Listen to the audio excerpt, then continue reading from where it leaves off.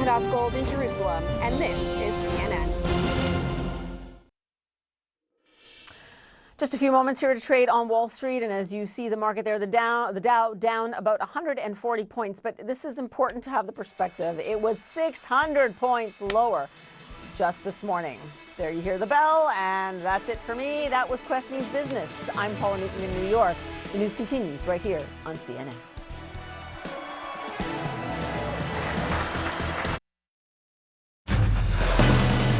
How to stop Iran. The lead starts right now. President Biden and Israeli Prime Minister Yair Lapid both agree that Iran cannot develop nuclear weapons, but they do not agree on how to stop that from happening, and their disagreement was made public today. Will this prove problematic for the remainder of President Biden's Middle East trip? Then, horror in Ukraine. Russian missiles hit several buildings, including homes. At least 23 people are dead, including 3 children. Plus, a dead wife, a dead son, a botched hit, an alleged multi-million-dollar fraud scheme. Murder charges have now been filed against a once prominent South Carolina attorney in this case that has more twists than a country road. Welcome to the lead. I'm Jake Tapper. We start today with our world lead and President Biden's first trip to the Middle East being overshadowed today by a disagreement with a key ally in a controversial sit-down that has not yet even happened. Today, President Biden stood side by side with Israeli Prime Minister Yair Lapid and promised that Iran will never get a nuclear weapon. But how to go about that? Well, that's where the two leaders very publicly disagreed. I continue to believe that diplomacy is the best way to achieve this outcome. Words will not stop them, Mr. President. Diplomacy will not stop them. President Biden was also pressed by reporters today as to whether he will bring up the murder of journalist Jamal Khashoggi with leaders in Saudi Arabia tomorrow, the leaders who are responsible for Khashoggi's murder. But as CNN's Caitlin Collins reports from Jerusalem now, President Biden stopped way short of making any such commitment. On the world stage, President Biden defending his decision to meet with the Saudi crown prince accused of authorizing the murder of a U.S. journalist. I'm going to be meeting with 9 other heads of state. It's not just as happens to be in Saudi Arabia. Standing next to Israeli Prime Minister Lapid, Biden was pressed on whether he'll confront Mohammed bin Salman over Jamal Khashoggi's killing. My views on Khashoggi have been absolutely, positively clear. Biden stopped short of directly saying he'll bring it up with the crown prince. I always bring up human rights, but my position on Khashoggi has been so clear. If anyone doesn't understand it in Saudi Arabia or anywhere else, then they haven't been around for a while. Instead, Biden making a broader argument for stabilizing the region as he stressed that Iran should never be allowed to become a nuclear power. We will not, let me say it again, we will not allow Iran to acquire a nuclear weapon.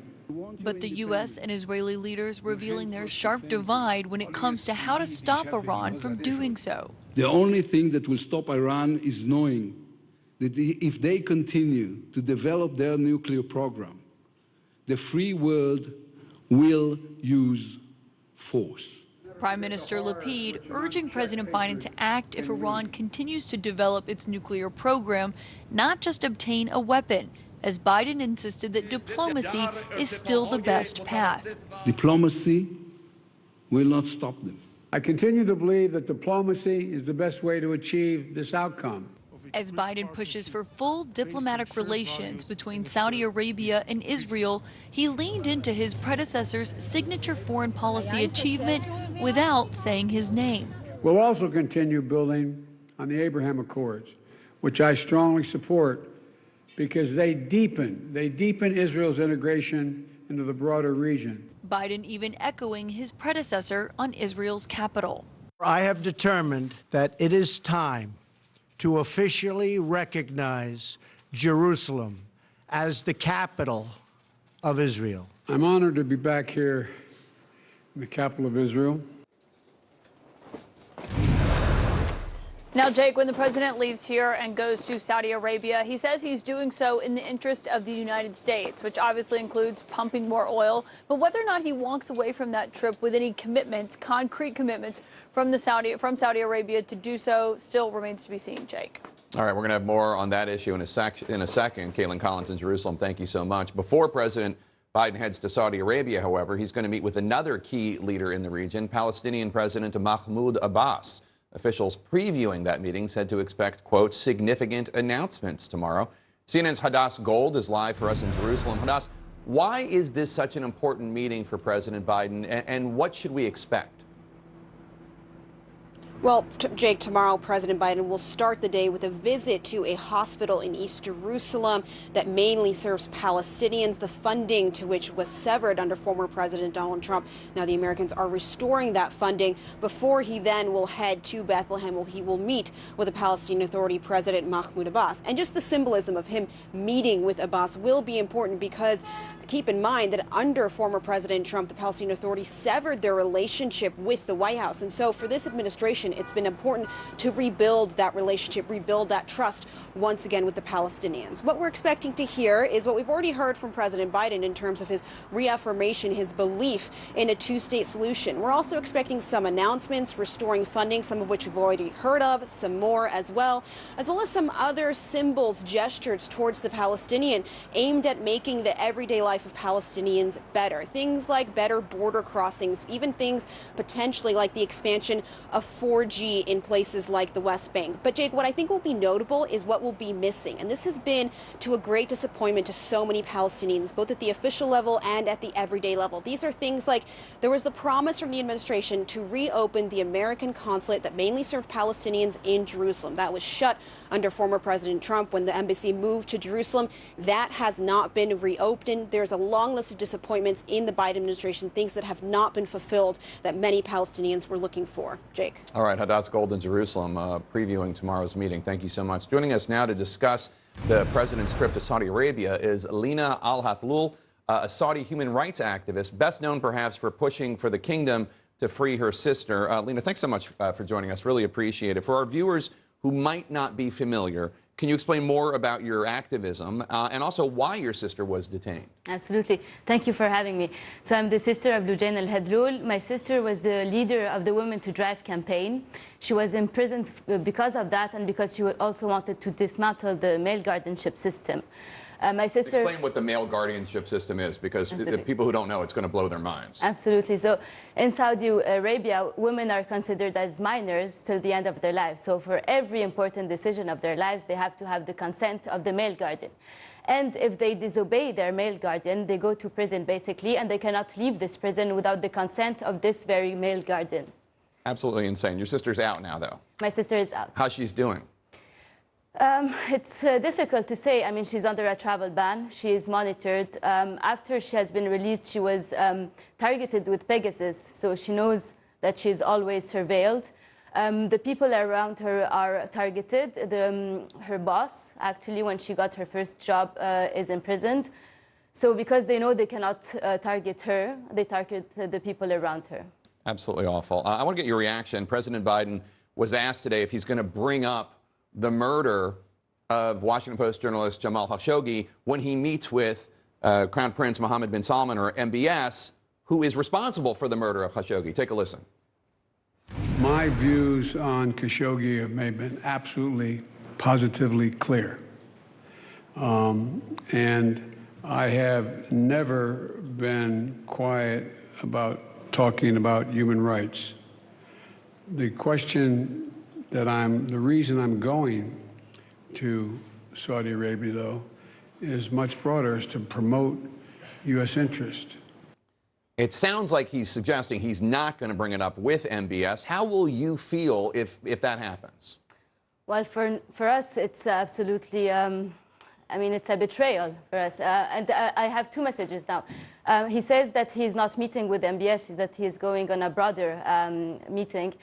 But the important thing is how MBS perceives it. For him, it's a big win. Biden is coming to Saudi Arabia. He has, he completed all this scandal with a big win. Finally, Biden is coming to see him. And so he will be emboldened after that. He will feel like he's being rehabilitated and that no one will hold him to account after all these crimes. So this is one thing. And the second thing is that President Biden is saying that he is going to mention or talk about human rights. But concretely, what does that mean? I mean, we need to have real concessions after Biden leaves Saudi Arabia. We have to see releases of political prisoners. We have to see, the travel bans lifted. We have to see, and another thing is to see that, President Biden is meeting with MBS. But why is he meeting with the oppressor and not meeting with the oppressed? Why did, I wish Biden would have accepted our call to meet with civil society, but this has been refused.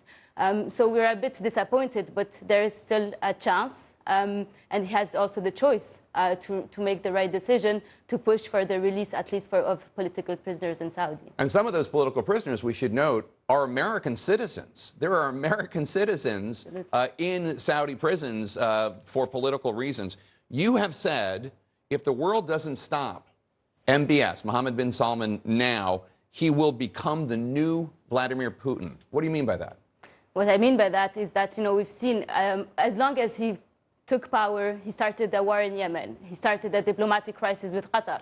He imprisoned the Prime Minister of Lebanon. So we see that this man is impulsive, he's dangerous, he's a dictator. So if now he gains, the legitimacy that he needs, that he gains the power that he needs, nothing will stop him. The only thing that is stopping him now is that the Biden administration is not giving him as much power as the Trump administration. But once this will, that this will be done and that he feels that he is empowered, then nothing can stop him. He can ally with China, he can ally with Russia. Nothing can stop him. He has blood on his hands. This is how he is. And, the only thing that can stop him is holding him accountable.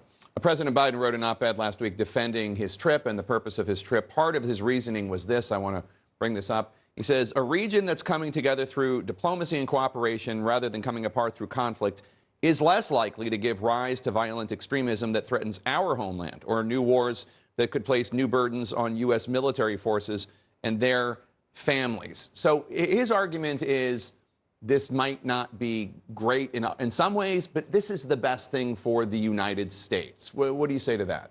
I don't think it's true. I think that, the very notion of stability is not understood properly. And I mean, stability is having a stable government. And, having MBS as a one-man rule in Saudi Arabia is nothing stable. So stability means that the people are at the very process of building a country.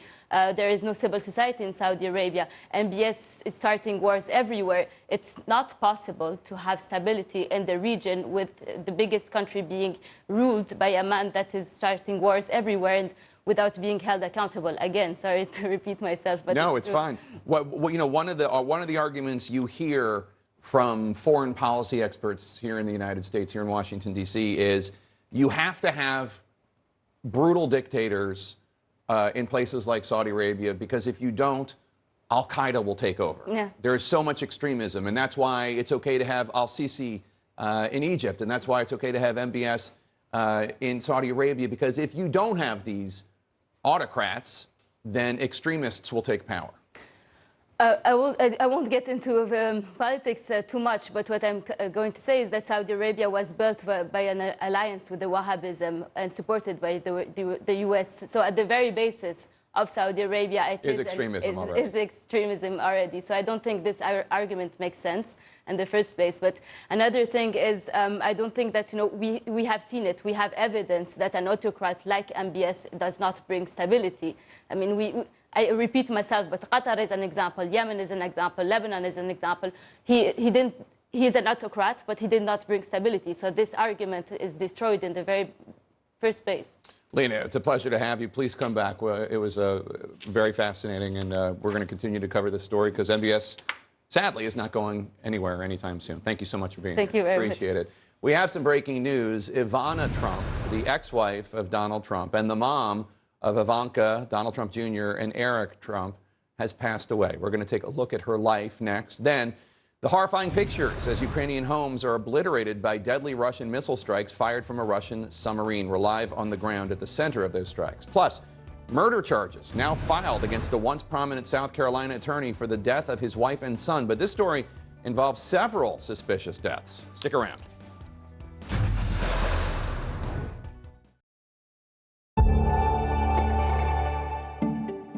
I think that there's an understanding that wellness and fitness and well-being is important in a COVID world. And that is certainly what we're seeing. Not only are we seeing a significant demand for membership across our estate, but we're also seeing an increase in usage, existing members using the clubs more. And that on top of hybrid working. You know, we've got lots of data that tell us that members are going to not go into the office as much. We're a suburban-based business. We're seeing people come and use the clubs differently. And that is all positive for us. So on the negative side, we've got an increase in the cost base. But on the positive side, we've got a greater demand for what we're offering. I think someone has to be absolutely committed to improving their mental and physical well-being. But we will hold their hand every step of the way.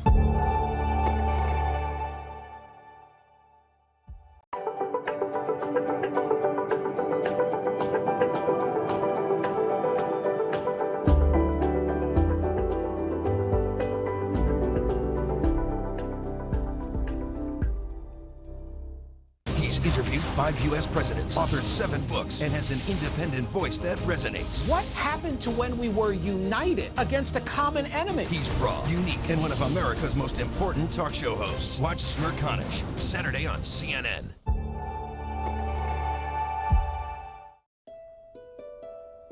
When you take a step back and you see the Earth in its entirety, you understand that it's just an oasis in the cosmos. All around is nothing, no life, it's blackness, emptiness. And there's this blue ball with everything we need to sustain human life and life in general, which is absolutely fragile. And it makes you want to cherish the Earth a little bit more. I'm Thomas Pesquet, I'm an astronaut for the European Space Agency. You can see a lot of the consequences of human activities from space. Some of them climate change, some of them just plain old pollution. It was definitely my experience of being in space and seeing it with my own eyes that made me want to advocate against climate change. I'm an ambassador for the Food and Agricultural Organization of the United Nations. We're trying to limit the production, the use of plastic, the production of waste, and so we came up with edible packaging, which is just such a fantastic and simple concept. We need foam to protect everything from shocks during launch into space. So what we did is we turned that foam into food. It's like gingerbread. Now our packaging is at the same time our source of food. It reduces the need to send cargo up. If we set ourselves on the right path, there's nothing we cannot do. We built that unbelievable facility in space. We're using it every day. I'm optimistic for the future. If we can make a space station fly, then we can save the planet. We've missed the globe-trotting and adventures, and we're longing to get out and go. This is living. Uncovering a city's DNA, meeting people who will share its secrets. I love being here. And making discoveries that wow. You've got to be joking. Nice here, isn't it? It's a world of wonder. Now, go and see it. Saturday on CNN, in association with Turkish Airlines. Transformation, technology, new Marketplace Europe. All aboard for the Great European Getaway. The summer tourist season is turning red hot. Marketplace Europe, Saturday on CNN. We have some breaking news now. Ivana Trump, a businesswoman and the first wife of former President Donald Trump, has died at age 73. The former president confirmed her death moments ago on his social media platform, Truth Social. He did not share a cause of death. He called her a wonderful, beautiful, and amazing woman who led a great and inspirational life. Ivana claimed in 2017 that President Trump wouldn't be who he was if it weren't for her. Here is a look at her life in the spotlight. For more than a decade, Donald and Ivana Trump were New York City's tabloid power couple. After marrying the man she called the Donald in 1977, the Czech-born model and her husband kept an active social calendar. These people were the new stars of the late 80s.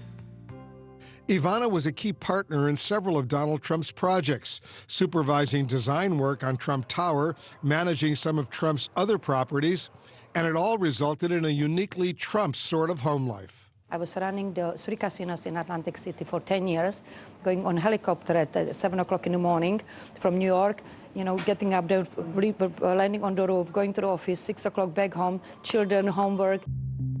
The Trumps raised 3 children, Donald Jr., Ivanka, and Eric, who would later become key players in Donald's business empire and political aspirations. Donald Trump was constantly followed by rumors of infidelity, but the gossip came to a head when Ivana confirmed Trump was having an affair with Marla Maples. You're devastated, of course. You know, then it is a stage when you come and you say, why me? You get angry. Using the same fighting tactic her husband was famous for, Ivana Trump went very public with her divorce battle. If you're good to him, he's incredible to you. If you're bad at him, you're dead.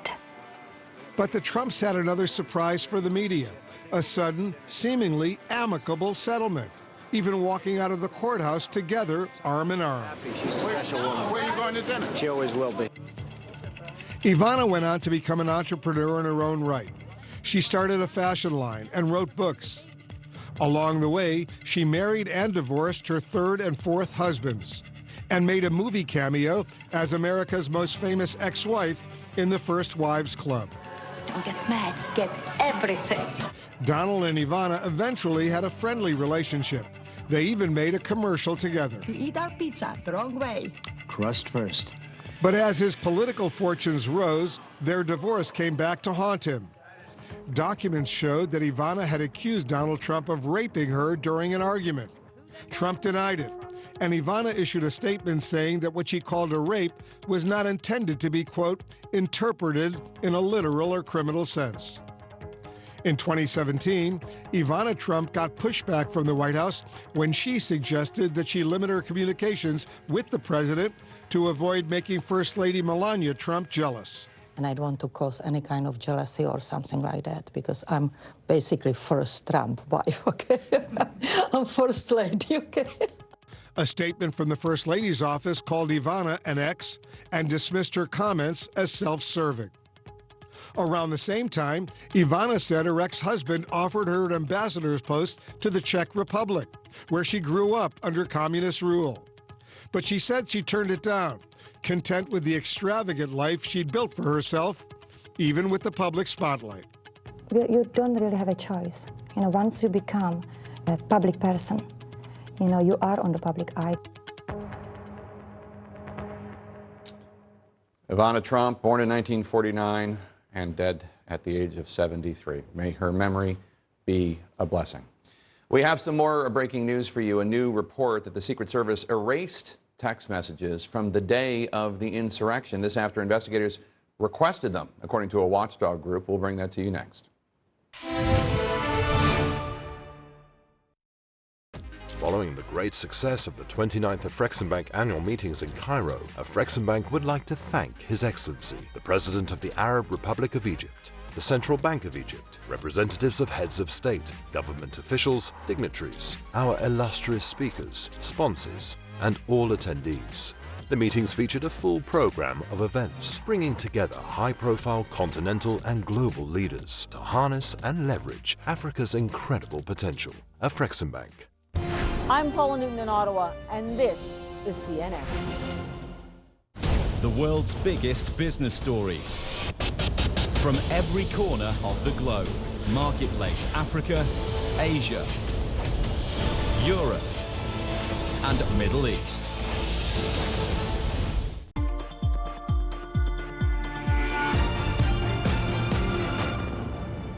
I believe we have an opportunity to move towards hope because we are learning more about this criminal enterprise. My name is Lisa C. Williams. I'm a philanthropist and an advocate for survivors of human trafficking. When I look back over 22 years of when I first started working in this space, I was simply trying to find safe shelter for girls who were 10 and 11 years old who were being bought and sold on our streets. One of the things that I remember very vividly, it was a turning point in our fight for Rachel's Law, is the CNN special, Children for Sale. It took something like that documentary that was hosted by Jada Pinkett Smith to wake up people and for them to want to look at it and understand what we were saying to them.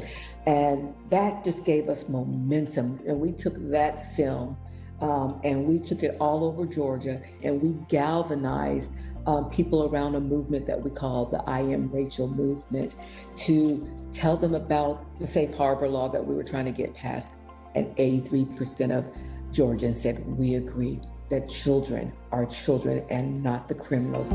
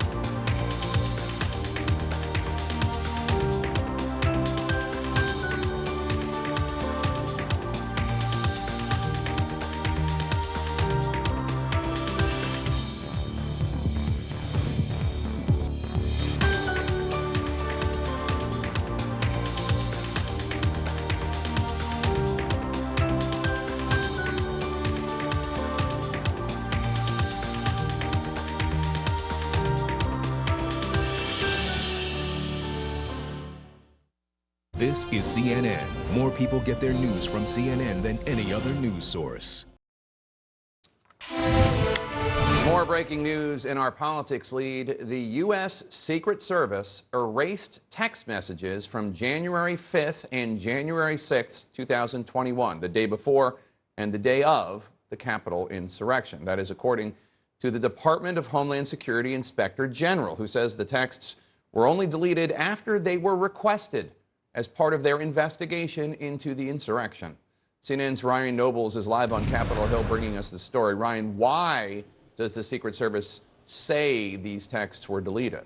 Well, their explanation right now, Jake, is that the text messages were deleted as part of what they're calling a device replacement program that the Secret Service was undergoing at that time. But what is curious about the circumstances and the timeline here is that the text messages were only deleted after the request was made by the Department of Homeland Security Inspector General to preserve those records and hand them over to the Inspector General for their investigation. And obviously these text messages would be of great interest to the various investigations that are still ongoing as it relates to January 6th. The Inspector General themselves, they're handling an investigation of their own, but the January 6th Select Committee was made aware of this information today after they received the letter which was sent to the Homeland Security committees in both the Senate and in the House. And of course, the Senate has conducted their own version of a January 6th investigation. So this is crucial bits of information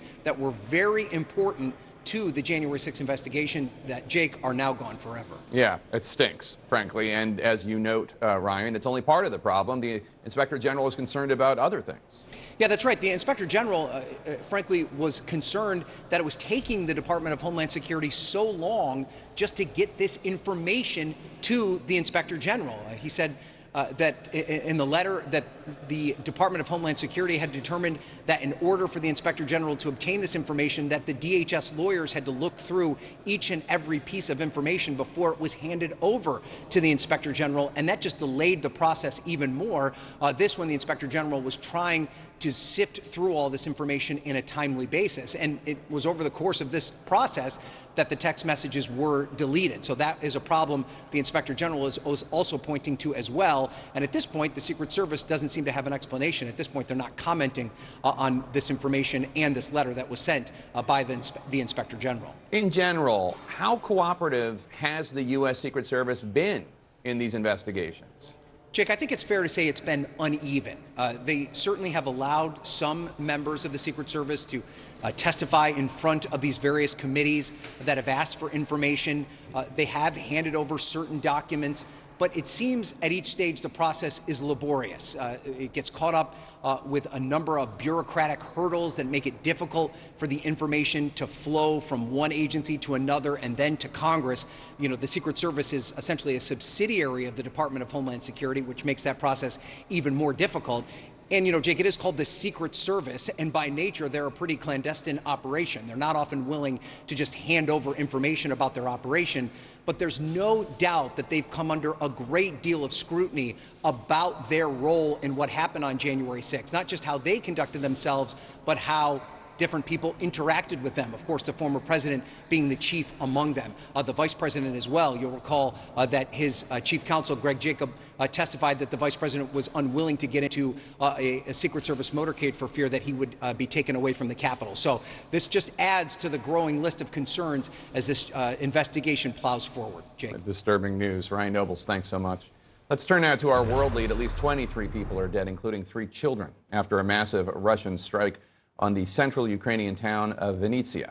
The missiles hit mid-morning when the streets were filled with people. More than 50 people have been hospitalized, with dozens still unaccounted for after more than 50 buildings were hit in the offensive. Ukraine says the attack came from Russian cruise missiles launched from submarines stationed in the Black Sea.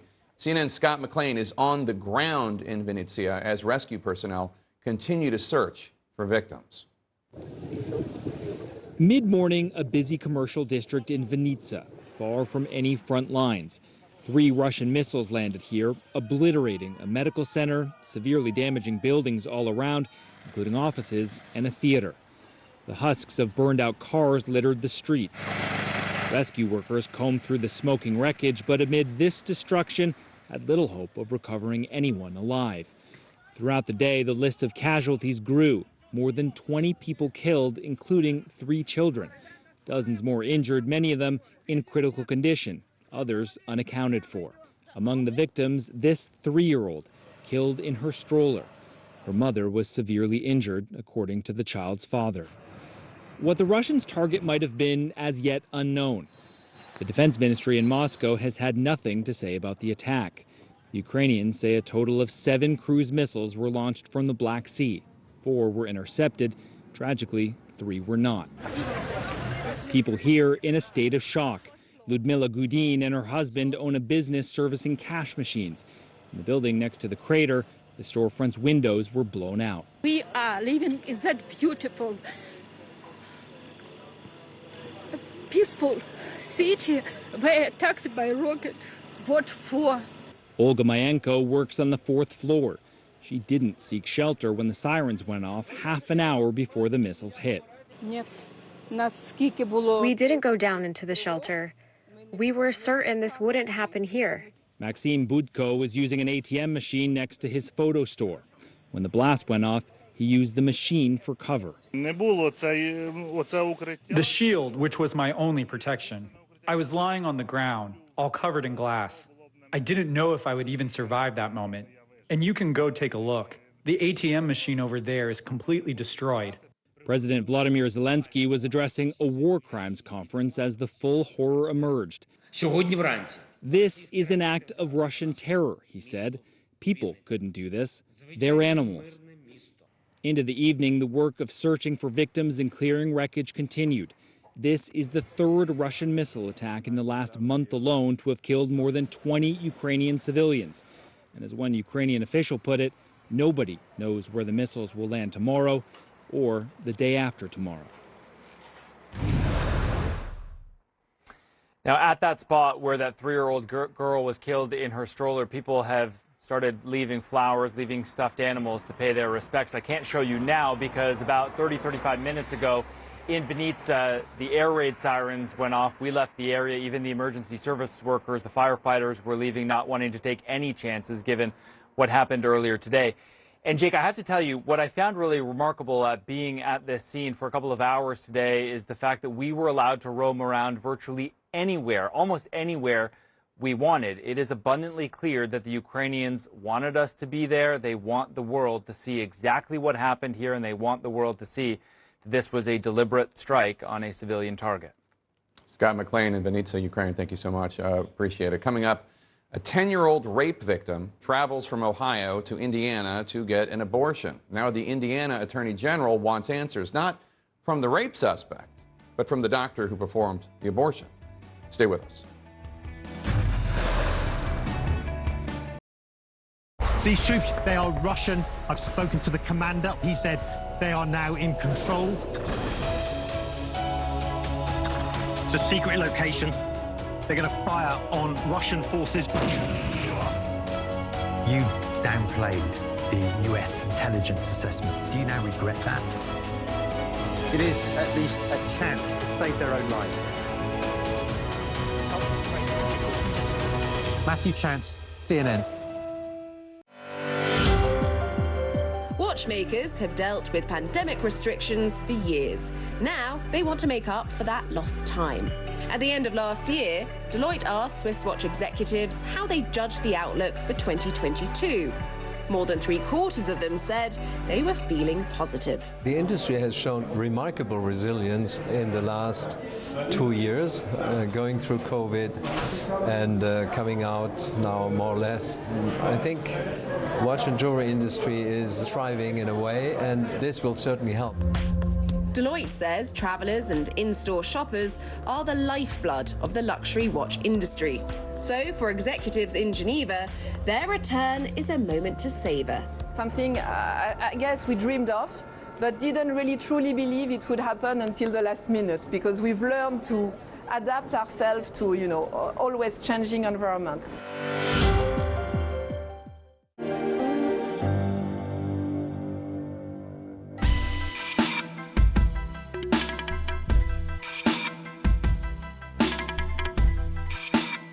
My name's Pippa Bailey. I work for Ipsos and I'm head of our climate change and sustainability practice. So many companies that we speak to struggle with, how to talk about sustainability, how to share the great campaigns that they're doing. And there's kind of a number of guidelines people need to follow. First of all, making sure you've got your own house in order, that your own environment, social and governance policies are heading in the right direction before you then go kind of on the offensive with a campaign where you want to illustrate what great work you're doing. But also to kind of avoid greenwashing is making sure that that really fits under the brand banner, that it represents what your brand is about, so that it feels very intuitive for consumers, for citizens.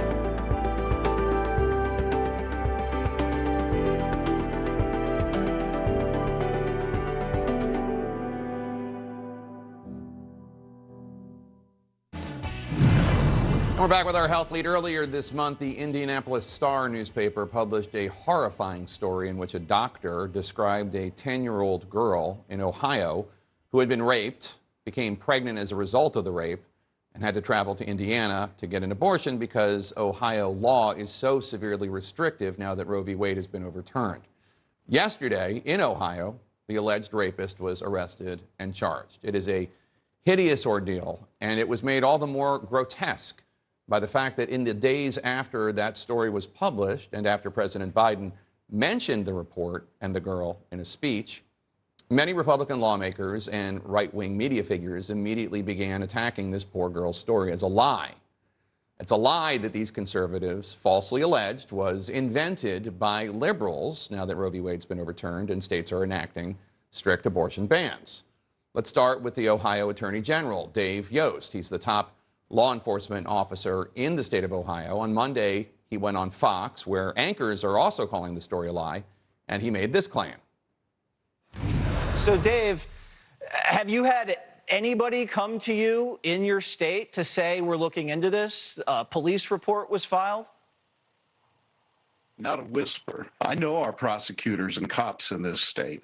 There's not one of them that wouldn't be turning over every rock in their jurisdiction if they had the slightest hint that this had occurred there. Of course, it did occur there. And Attorney General Yost did not stop there. The next day, the Columbus Dispatch says Yost told the USA Today network in Ohio that the rape allegation is, quote, more likely that it is a fabrication. There is not a damn scintilla of evidence, unquote. A fabrication, he said, not a damn scintilla of evidence, he said. But it was not only the Ohio Attorney General casting doubt. Republican Ohio Congressman Jim Jordan, the top Republican on the U.S. House Judiciary Committee, he also chimed in. He tweeted, "Another lie? Anyone surprised?" And that same day, the Wall Street Journal editorial board published an editorial with the headline, "An abortion story too good to confirm," writing that it's an, quote, unlikely story from a biased source that neatly fits the progressive narrative but can't be confirmed. Nope, nope, nope. All of them wrong. Yesterday, the man suspected of raping the 10-year-old girl was arrested in Ohio. He appeared in court for his arraignment, as first reported by the Columbus Dispatch. The Wall Street Journal published a correcting the record note with no apology. Ohio Attorney General Dave Yost says he has nothing to be sorry for. He told a Cleveland TV station, quote, "Apologize for what? Questioning a newspaper story?" After the arraignment, Congressman Jordan deleted his tweet calling the accusation a lie. And earlier today, this was his exchange when asked about his tweet by CNN's chief congressional correspondent, Manu Raju. You tweeted that it was a lie that this 10-year-old had to go across. I was commenting on a news story. Yeah, the real issue is this is a heinous crime by an illegal immigrant, and I hope he is prosecuted to the fullest extent of the law. Do you regret saying it's a lie, though? Do you regret saying it's a lie, though? No response. Later, Congressman Jordan told Manu that he never doubted the child. Perhaps there's some other meaning of the word lie in Congressman Jordan's lexicon. Look, there's nothing wrong with wanting more confirmation of facts about such a hideous story. Facts are vital. But you can be forgiven for finding it odd to witness the glee, the glibness, the utter shamelessness of these various public figures over the past few days, declaring that this is a lie, seemingly more focused on making political hay out of this tragedy than trying to find out if it was true. After all, as Dave DeWitt writes in the Ohio Capitol Journal today, quote, "The case was never implausible. In 2020, the most recent year for which statistics are available, 52 girls age 14 and younger had abortions in Ohio, according to the State Department of Health. A review of just the city of Columbus's police log since March 15th uncovered 59 reports of sexual assault of girls 15 and younger that, based on the information available, could have resulted in pregnancy. This included at least one case of a 10-year-old, unquote. It is remarkable that in the United States today, there are prominent figures in politics and news media who heard a story of a 10-year-old girl being impregnated by her rapist and decided that the appropriate action to take was to make it even worse. CNN's Alex Field has been tracking this story. Alex, I want to turn back to the police investigation into this alleged rapist. Police are saying that the girl was raped at least 2 times. What do we know about this heinous crime? Yeah, while critics were doubting that this could have possibly even happened, it turns out now that police were actually investigating it the entire time, collecting enough evidence to arrest Garzon Fuentes. He's 27 years old. He has now been charged with first-degree rape of a minor under the age of 13. According to police, he did confess to raping the girl at least 2 times. They say they've collected DNA evidence in the case that they are now testing. They also, of course, spoke to the child at the center of this who did identify Fuentes as the perpetrator. We're also learning from court testimony that it is the mother who did initially report the rape to Child Services. Child Services reported it to police, who say they started investigating that very day, Jake. Indiana's Attorney General is jumping in. He says he's now investigating the doctor who performed the abortion. Yeah, he seems to be less focused on the crime that's been charged here itself, more on the undocumented status of the suspect and the physician who helped this young girl in Indiana. He says that he is looking into the physician's licensure and looking into whether or not the abortion was properly reported. This is the statement from the Republican Attorney General. He says, aside from the horror caused here by illegal immigration, we are investigating this situation and are waiting for the relevant documents to prove if the abortion and or the abuse were reported, as Dr. Caitlin Bernard had requirements to do both under Indiana law. The failure to do so constitutes a crime in Indiana, and her behavior could also affect her licensure. And Jake, we should note that we have, of course, reached out to representatives for Dr. Bernard a number of times. We have not yet had comment back. All right, Alex Field, thanks so much. A new twist in the already bizarre murder mystery involving a once prominent South Carolina attorney and the death of his wife and his son. That's next.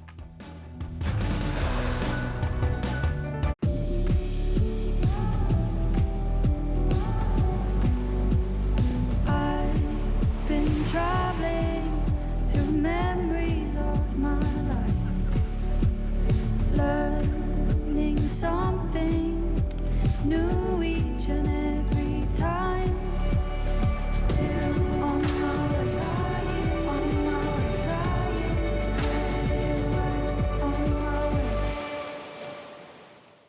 I'm Will Ripley in Taipei, Taiwan, and this is CNN. On the next Living Golf, visit the home of golf, St Andrews, for the 150th Open Championship. The Open is like the window to the world for us. Capture the atmosphere and action of this landmark major. Plus, hear from Open Championship legend Tom Watson. The course starts from the town and ends in the town, and it's nothing like it. Living Golf, Saturday on CNN, in association with Gulf Saudi.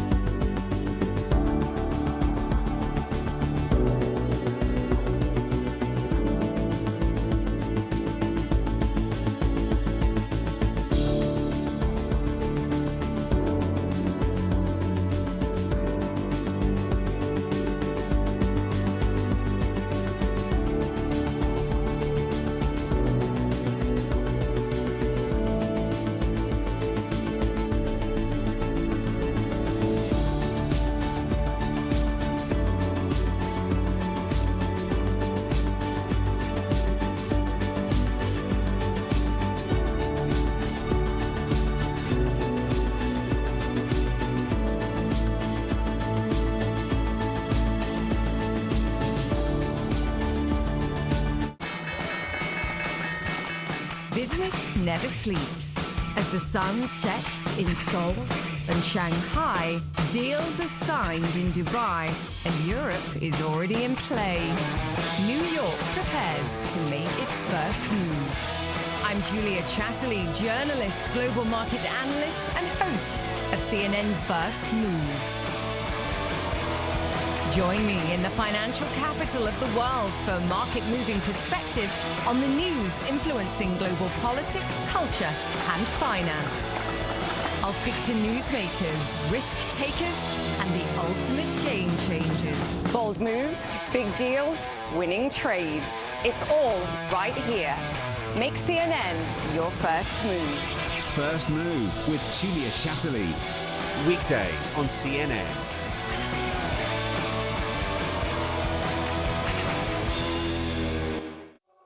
This is a really important story. My name's Clarissa Ward. I work for CNN. Assalamu alaikum. Day in, day out, you see the reality of people living through this. Ничего страшного. Okay. This is the front line. On a human level, you find courage, sacrifice. This is what life is about. A lot of people are wondering why. You see the worst of humanity.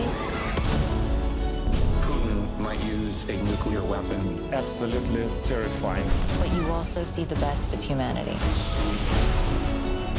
My job is to be present. The human cost is right here. And to tell these stories. We're talking about families. That is the most important thing.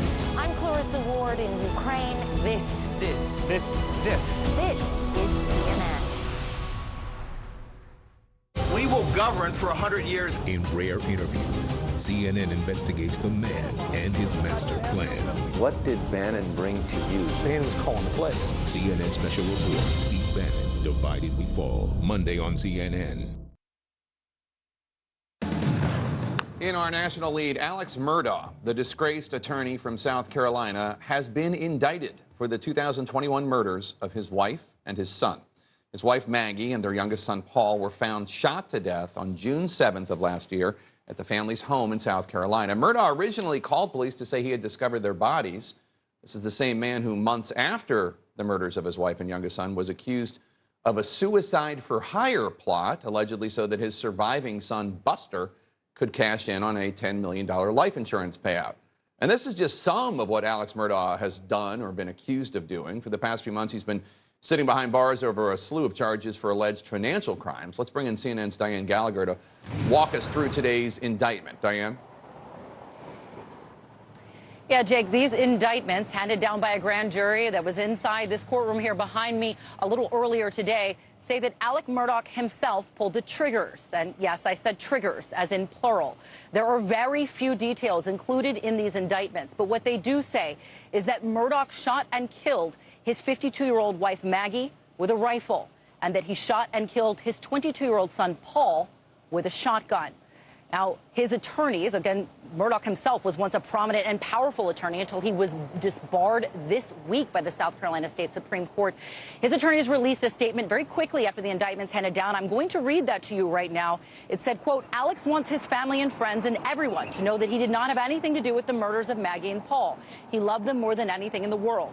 It was very clear from day one that law enforcement and the Attorney General prematurely concluded that Alex was responsible for the murder of his wife and son. But we know that Alex did not have any motive whatsoever to murder them. We are immediately filing a motion for a speedy trial. We are requesting that the Attorney General turn over all evidence within 30 days as required by law, and we demand to have a trial within 60 days of receiving that evidence. Now, Jake, that's when we would likely learn more in terms of what law enforcement has to connect Alex Murdaugh to the murders directly of his wife and his son.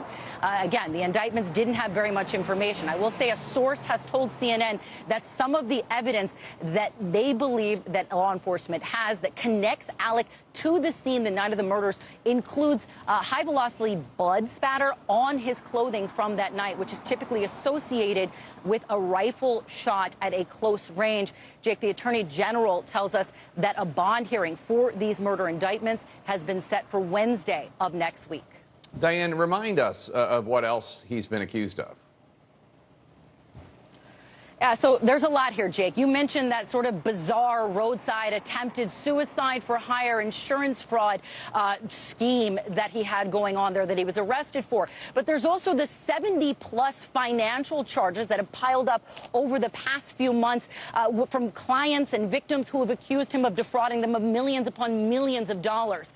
And then there are the deaths. And look, there's a lot of mystery that surrounds the Murdaugh family in general of this. But in addition to the murders of Maggie and Paul, there are also 3 death investigations that have either been reopened or opened in the past year that are associated with the Murdaugh family in some sense. And there is continuing to be more evidence and more mystery that surrounds them. Again, the hope is that we learn more about the specific deaths of Paul and Maggie Murdaugh sometime next week, Jake. All right, Diane Gallagher, thanks so much. Former President Trump is calling Hello there, I'm Bianca Nobilo in London. We're now going to leave the lead with Jake Tapper to take a deeper look at today's international stories for our viewers around the world. And I'll be bringing you the global brief at the top of the hour, as I usually do. Tonight, Italy plunges into political crisis as Mario Draghi offers to resign as the Italian Prime Minister. But President Sergio Mattarella has rejected the move. Just a few hours before submitting his resignation, Draghi won a confidence vote in Parliament, but without the support of a coalition partner. We look at what that means for Italy's future next. Then, street celebrations broke out in Colombo following